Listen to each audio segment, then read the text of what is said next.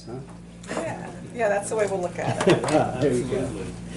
Good morning, and please introduce yourselves, and then we can move ahead. Good morning, I'm Carol Davies. I'm the administrator for the Lebanon County Area Agency on Aging. And with me today is Dean Meese, our Senior Center Services Director. Okay. Go ahead, Carol. Okay. We're here to continue a discussion that we had in May about the Area Agency on Aging's bus. And when we met on May 22nd, we reviewed some information regarding the bus that we've used for a number of years for senior center trips.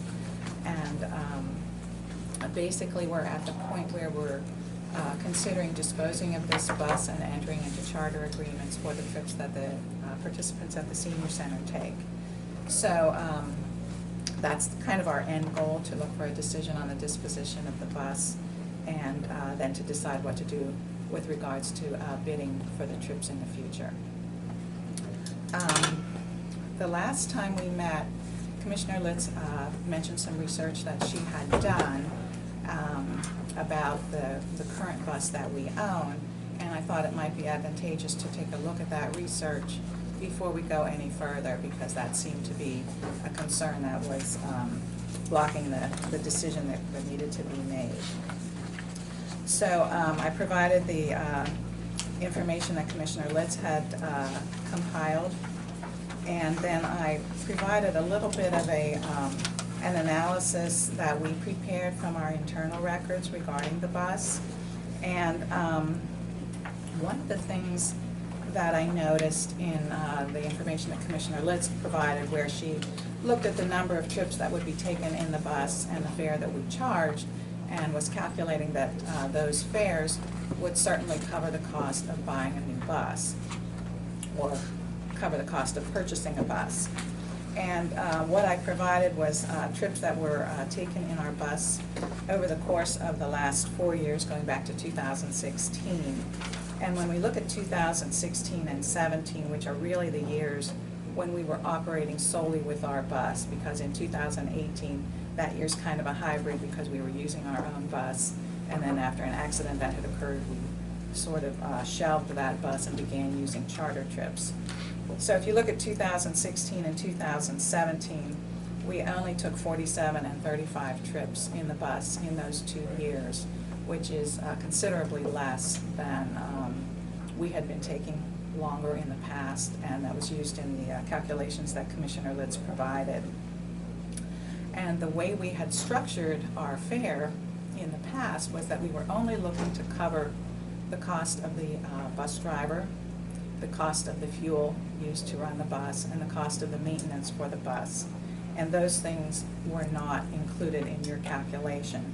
So what we were doing was just trying to cover those ongoing expenses, and there was never an amount put into our fare to cover a replacement of the bus. So so that we haven't accumulated fares that could replace the bus. Excuse me, Carol. Yes, I'm sorry. That's okay. Is insurance also part of that, those other costs that are factored in or not? We did not count that. Okay. I mean, we were just trying to get the most very direct cost. So certainly that's a cost that was not considered in the calculation when we would look at what was the appropriate fare to charge individuals. And our fare was based on how far the trip went. So you know, within the county we were charging $6, and then 20 to 40 miles it was 13, I believe, and then over 40 miles, $18 for the trip. One of the things that we had been asked was how many people actually take these bus trips. Unfortunately, that was one thing that our system does not track, but what we were able to provide is the number of people that participate in our senior center programs. And you can see in 2016, 780 people participated in the programs. That could be a bus trip, that could be attending a meal, that could be an exercise program or a bingo event, a Christmas party, it could be anything. So those numbers are somewhat the same for the 2016, 17, and 18. And of course 2019 is only a partial year, so the number isn't quite as high.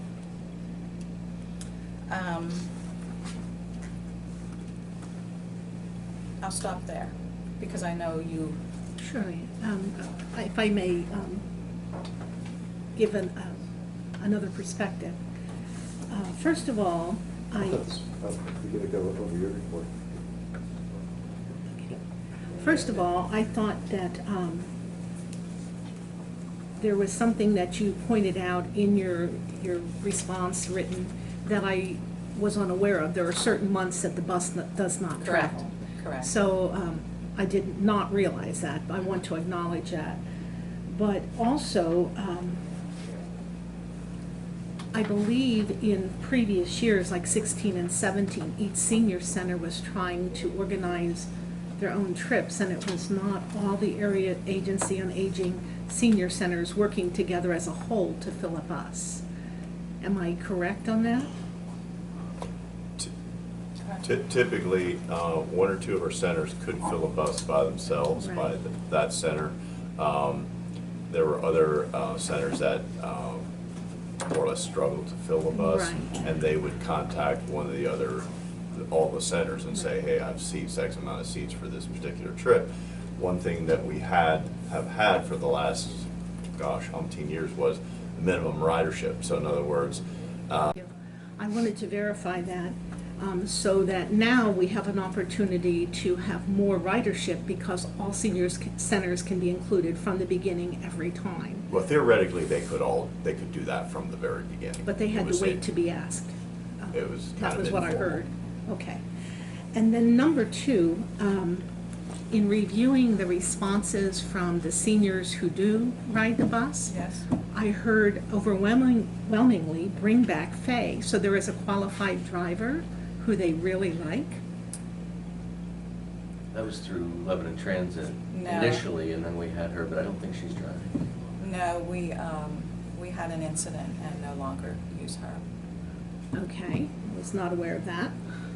And then probably the largest thing that I don't think has been considered, that I think should be considered, is the fact that you're talking about you can't spend more than X amount of dollars in a year because that's what you bring in, and there's no carryover kind of thing. Right. However, if the county fronted the money, the seniors could pay back the county on an annual basis for however many years it takes to pay back the bus.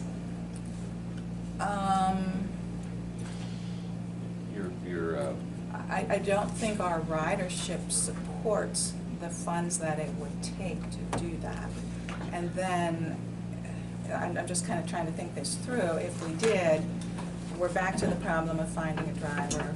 We're back to the problem of what to do when our one bus is not available or Breaks down. Breaks down. I Accident mean, or- Dean and I were just talking about a situation where our bus did break down on a trip, and how difficult it was to get those people home safely during that time. So if we were going to do something like that, then it would also mean that we would have to be building that amount into our fares, so then obviously our fares would have to go up.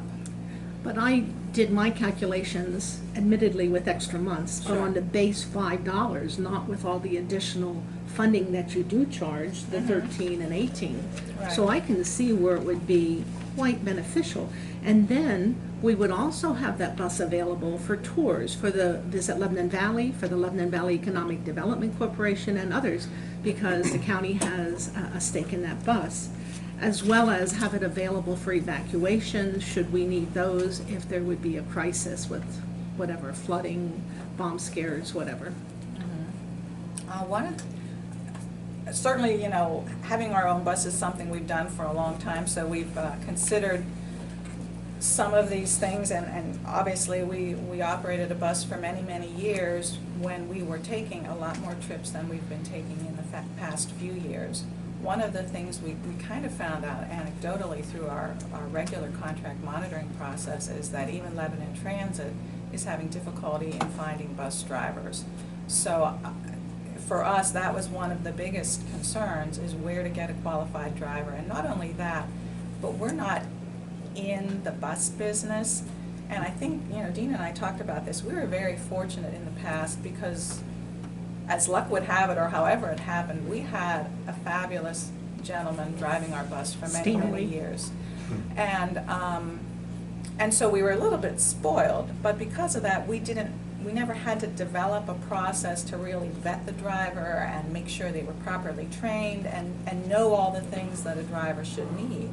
And we did discuss with Lebanon Transit the opportunity of maybe working with them to hire our drivers or to use their drivers, and they were unable to work with us because of, you know, various concerns within their organization, so they were not able to assist us with this. So it kind of leaves us on our own as far as finding that well-qualified bus driver. And I will tell you truly, I don't feel that I have the qualifications to say whether or not an individual is qualified, or I would feel comfortable saying, yeah, this is the person that I would trust with our passengers. Just, and with that concept of the county buying the bus and being reimbursed, and as Carol said, the fares would really have to Yes. spike. The last full year, the fare was $15 per rider. Total receipts were $20,400 and total costs were $21,000. So if you even doubled the fare to $30 with these same ridership statistics, you know, the receipts would be, say, $40,000. But with a bus that would cost $300,000 to $400,000, it would take you 20-some years to pay it back, even with. That's not the figures I heard when we did our workshop. Did the, I'm going from the table that she put together from the full years. no, the cost of the new bus? I Well, heard the last one was- 250,000. The last one was 200 and We paid 2.25. 220, and that was 20 years ago. Well, I have 209. 209,000. Yeah. I thought I heard that figure at the last Yeah, presentation. But It's it recent. isn't, you know, it isn't, the bus that we have, and you know this better than I do, it isn't the same type of bus as a charter bus. Right. We have a Bluebird, I think, Cube. and you know, typically it's a Prevost or something like that. That's a charter bus. It's a more Yeah. expensive bus. Brett Bell's used to call our bus a glorified school bus. Okay. I heard that term. Let's get off. We've belabored the cost analysis, and there's some holes in the analysis, and we're not going to really conclude, I don't think, today, anything cost-wise. Bill, do you have anything that you'd like to? No, I think we're at the point where we need to provide a motion that will allow these folks to go in the direction that they need to go. So if you need a motion to buy a bus, I'll make that motion just to get it on the floor. Let's pursue buying a bus or whatever, finding out about a bus. I'll make a motion that we buy a bus. Maybe we can get a second for that. Thank you, I'll second that. Well, we have motion and second to buy a bus. I am totally opposed to that, and this is the discussion part of this process. And I don't need to hear anything about costs, even if we could make money, and I think safety, once we are aware that there are safety challenges with us running a bus, I think we need to get out of the bus business, because once we know that, if there'd be an accident that people would get hurt or worse, we would certainly be in a position of liability that you knew it and you didn't deal with it. And so, just on the safety issue, the secondary thing to me is the competition with free enterprise, for-profit businesses that are out there. We're subsidizing people that are using this service or going on trips. And I think that there are other vendors out there that do this for a living, and they're licensed, and they have all the understanding of what's required of a driver and the health backgrounds of these people, and then they have backup if we have an accident or a breakdown. So all those things go away from the county responsibility, as it should be to me, in my mind. And so it's kind of, in terms of just, if you just take the safety factor, that's enough for me. But if I go on beyond that to the other issues of us shouldn't be in the business, we are the last in the state to have a bus, and that should tell us something also. But if you take the other factors, I don't think cost should really, you can analyze cost, but I don't really think it has a place in this. I don't think the discussion should be around safety of our citizens that are using the service. That's where it ends for me, and so that's my comment on why we should not be in the bus business. Dennis? Dennis Parks, I'm a purchasing agent. Just my experience with Enterprise, and maybe I'm out of line, I don't know, but I'll say it anyway. I thought we wanted to get out of the ownership business of vehicles in the county and to take on something of this magnitude to get who's going to maintain it, who's going to do the maintenance scheduling, who's going to take care of the scheduling to see who gets it, who doesn't get it. And those are all things that need to be entered into it. And with the enterprise part of it, it's made the whole process that much easier. That we get the vehicle, we don't do nothing with it but drive it. You're referring to enterprise leasing of our, Yeah, for the, of I'm our just trying other to make fleet, some the type rest of our of fleet. the maintenance part of versus, and if you, for all the vehicles we own, it's just gonna put a burden on the people or the department that's responsible to go ahead and maintain that vehicle on a regular basis. And I mean, from my perspective, I just think I think it's a wrong move. I think the ownership part of it is not something that the county should be in. Well, I would like to rebut. Quite frankly, and I respect you, Dennis, you know that. I think we had a contract with Brightville for the service of the bus. I don't think it was an onus on our local people within the county government. Number two, we are very fortunate in that we have a lot of people within the county who take pride in being different. And in fact, the bus was named Pride of the Valley. This was not the first bus the county owned. There was a previous bus. This bus replaced another bus. This is what we do, and we have done well for many years. And as for supplementing funding, I believe the lottery helps us with that. And I know that sometimes a pool can be a problem to get lifeguards, but there are specific contractors out there who specialize in certain things, and one would be making sure we have buses. We could, in other words, instead of contracting for full bus service, we could contract for a bus driver service. And I believe that that is possible, and so therefore I truly believe that continuing with our tradition in this county of having ownership of a bus that we have at our disposal, especially for the seniors and on occasion for other items, I think that it's worth pursuing. I think the price is a consideration, and I think that when it comes to drivers, they have to have CDL licenses, they have to be insured, and I think that we can safeguard against anything by doing the right things there. I call for the question, Mr. Chairman. All right, motion's on the floor. Would you repeat it, to buy a bus? Yes, the motion was to move forward in purchasing a bus. Okay, all in favor of the motion, please indicate by saying aye. Aye. Opposed? Aye. It fails for 2-1. So you're not here for what we, I guess that would, by default, that does it. Well, yeah, I think they're here. They wanted to pursue the use of a bus company to provide, a tour company or whatever to provide the services. Right. So between Dean and Dennis and some others, they've worked up a request for bid document that, going back to our main discussion, was in the works at that time when you finalized it. And I think with your approval, get out in the field and see what's available in terms of contractors that might be interested in providing the service. Well, and what we found since, Dean has done some additional homework, and we did have this proposal to offer for bus companies to provide services for us. And what we found is when we wrote that proposal, we were assuming 60 trips per year, which we found is not as many as we've been doing. As a matter of fact, for this year, we've only taken 1 trip so far, and we only have 11 more booked. We have some that are kind of in the works, but we're really nowhere near the volume that we thought we were going to have. And I think, you know, as you can see, even from 2016 to 2017, the number of trips we took when we had our own bus dropped.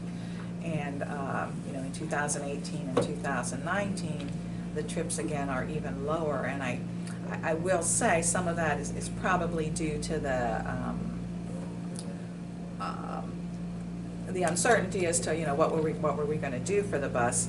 But I think we've overstated the number of trips that we have in there. And from Dean's conversations with the drivers, we probably have to change the phrasing in there as far as pricing structures. But, you know, so far this year with the trips we've booked with 4 different charter companies. So the trips that we've booked have been kind of spread around. They're not just all with one company. Now, I'm not sure if we want to get ahead of ourselves here, but do we want to get a motion on the floor to allow them to go ahead with what we get for? Sure. You can, yep. And then I have a comment. Okay. Then the motion is to allow the agency, AAA, to pursue an agreement or a contract with a tour provider or providers. First step in that would be this request for bids, and then from there, if, you know, if that's something to work with. But then they would come back for a second vote on the provider. Correct. It's not all. It'd be a Well, contract, it would so be a yes. contract. Right. I just wanted to clarify that. It seemed once That's my before. motion. Okay, there's a motion. Is there a second? I'll second the motion. I'm not in favor of it, as you would put it, but Okay, we have a motion and a second. And my only question was if there are proceeds or there are funds available from, you know, the sale, for example, and is it all right to subsidize some of the fares as we ease into this, or so people can adjust to new rates, or is that something that's possible? I think that would be possible. That's something that we had assumed that we would do, assuming that we would have the permission to move forward with trying to sell the bus. And at this point, we still own it, and we are still just basically garaging it.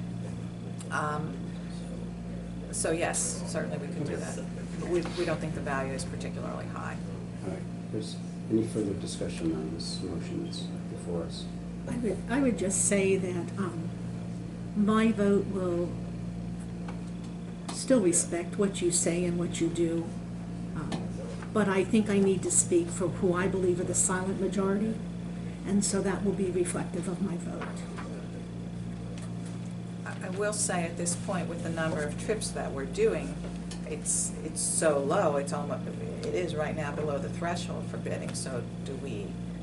I think we still go through the process, and then we know what the numbers are. Okay. And then if, I'll fast forward, let's say a contract comes back, or a proposal comes back, you proceed to a contract, assuming it would be approved by the commissioners, that may increase the amount of participation. Sure. Potentially, and then you may get back over that threshold, and if you do that, then you're covered. Then we're good. Right. And it will make the process easier for the folks in the centers to book if they're familiar with the company and what they do and how they charge. It would make it easier to plan trips as well. So. Well, if I could just add something too, in my conversations with our center managers, when in the time that we've stopped using our bus, when they've gotten prices from charter bus companies, they just do not solely look at the cost. They look at how dependable the company was, how comfortable the vehicle is, how well the drivers are trained, how well the drivers perform. So they're looking at the big picture. They're just not looking at the cost or some things that you can't measure that you indirectly pay for. So I think once the center managers explained to the participants what we were trying to do, we weren't trying to take away bus trips, but we wanted to make them as good, the quality as high as possible. And safe. And safe. And that's all, yes.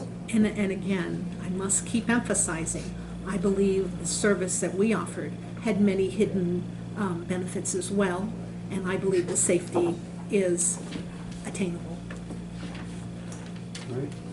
All in favor of the motion, please indicate by saying aye. Aye. Opposed? Aye. Okay, 2 to 1, you may proceed. thanks for all the time you put into all this, and best for the majority is always foremost in our minds. Thank you.